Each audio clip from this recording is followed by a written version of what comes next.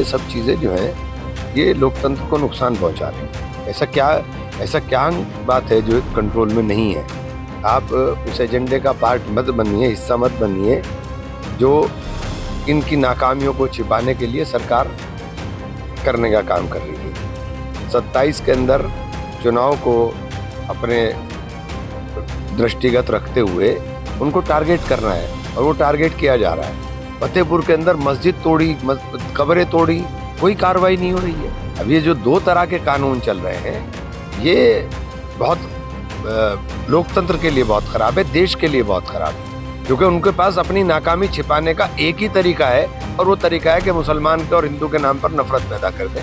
कांग्रेस का एक डेलीगेशन आज बरेली जाना था और कांग्रेस सांसद इमरान मसूद भी उसमें शामिल थे, लेकिन देर रात से ही इमरान मसूद के घर के बाहर जो है वो पुलिस फोर्स जो है वो तैनात कर दी गई है। सांसद है इमरान मसूद, उनसे बात कर लेते हैं। एमएलसी भी हैं शाहनवाज खान यहाँ पर। इमरान भाई, ये बताइए कि बरेली जाने की बात आपने कही थी और रात से ही पुलिस आपके घर पर भेज दी गई। देखिए, मुझे नहीं समझ में आता हम लोगों को क्यों रोका जा रहा है, मेरी समझ से बाहर है। हमें तो जा करके वहां पर डीआईजी से, एडीजी साहब से ही मिलना था, साहब से और एडीजी साहब से ही मिलना था। तो मुझे नहीं समझ में आता कि क्यों रोका जा रहा है। लोकतंत्र के अंदर ये सब चीजें जो हैं ये लोकतंत्र को नुकसान पहुंचा रही हैं। जो हालात और जो माहौल बने हुए हैं वो कहीं ना कहीं बहुत बड़ी चोट और गहरी चोट लोकतंत्र को देने का काम कर रहे हैं। इमरान भाई, ये बताइए कि अधिकारी भी शायद यही चाहते होंगे कि स्थितियां कंट्रोल में आ जाए, सब चीजें हो जाए, उसके बाद ही आप लोग मिल सके, लेकिन उससे पहले आप लोगों को जाना। कंट्रोल में क्या आ जाए? कंट्रोल में तो है। ऐसा क्या बात है जो कंट्रोल में नहीं है? ऐसी कोई बात है नहीं जो कंट्रोल में ना हो। मैं तो सब लोगों से पहले टाइम से ये आह्वान कर रहा हूँ कि आप इस्तेमाल मत होइए, आप उस एजेंडे का पार्ट मत बनिए, हिस्सा मत बनिए जो इनकी नाकामियों को छिपाने के लिए सरकार करने का काम कर रही है। अपनी तमाम तर नाकामियों को छिपाने के लिए, उस पर पर्दा डालने के लिए 27 के अंदर चुनाव को अपने दृष्टिगत रखते हुए उनको टारगेट करना है और वो टारगेट किया जा रहा है। और सीधे सीधे मैं मुसलमानों से बार बार कहता हूं कि आप इसका हिस्सा मत बनिए। आपको क्या जरूरत आ रही है, जब पता है आपको अच्छी तरह से कि सरकार आपके ऊपर एक तरफा कार्रवाई करेगी। फतेहपुर के अंदर मस्जिद तोड़ी, कब्रें तोड़ी, कोई कार्रवाई नहीं हो रही है। यहाँ आपने पोस्टर दिखाया तो कार्रवाई हो गई। अराजकता का फतेहपुर में नंगा नाच हुआ, आपने कार्रवाई नहीं की। तो कानून तो सबके लिए बराबर होना चाहिए ना।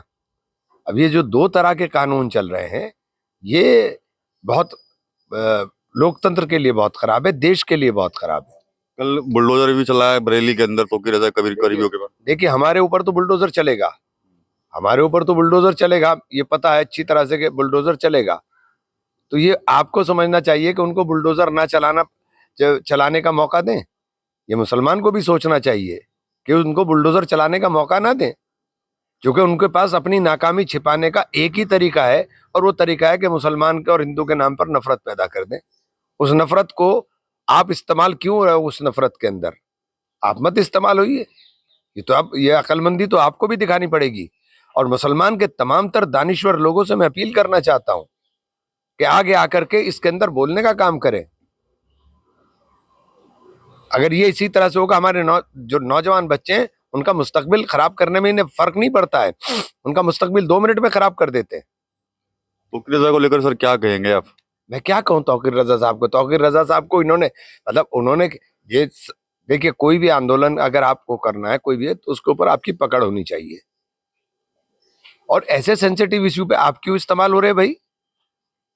आप सल्लल्लाहु अलैहि वसल्लम से मोहब्बत उसको दिखाने की जरूरत क्या है? आप सल्लल्लाहु अलैहि वसल्लम से मोहब्बत तो मुसलमान होने की गारंटी है, तो उसको दिखाने की जरूरत क्या है?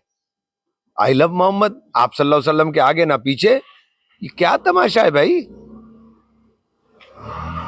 तौकीर रजा कंट्रोल नहीं कर पाए इन लोगों को आंदोलन। मैं बिल्कुल, देखिए, ये मुझे नहीं समझ में आया उसमें पोस्टर में क्या था। जो वीडियोस आ रही हैं, जो चीजें आ रही हैं, उन चीजों को देख करके लगता है कि जब आपको हालात दिखाई दे रहे हैं कि सामने किस तरह के माहौल है, वो सिर्फ आपका एक हल्का सा मौका चाहते हैं और चूकते नहीं है, तो फिर आपको परहेज करना पड़ेगा ना।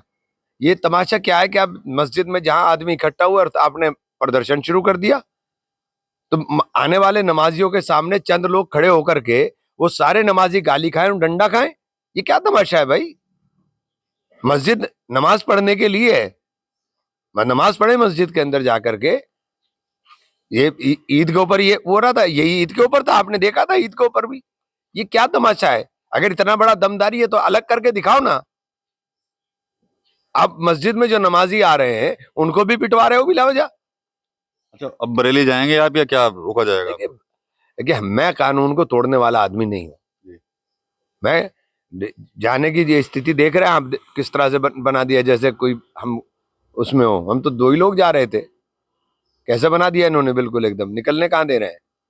चलिए ठीक है, तो सांसद इमरान मसूद है, बरेली जाना था आज इनको, लेकिन देख सकते हैं कि फोर्स जो है वो घर के बाहर तैनात कर दी गई है। सांसद के घर पर रात से ही फोर्स यहाँ पर है। साफ तौर पर कह रहे हैं कि जाना वो चाहते थे, खाली उच्च अधिकारियों से मिलने का उनका कार्यक्रम था, वो वहां पर अधिकारियों के साथ मुलाकात करना चाहते थे, लेकिन यहाँ पर फोर्स जो है वो लगा दी गई है और उनको निकलने नहीं दिया जा रहा है। TV9 यूपी के लिए सहारनपुर से विकास कपिल।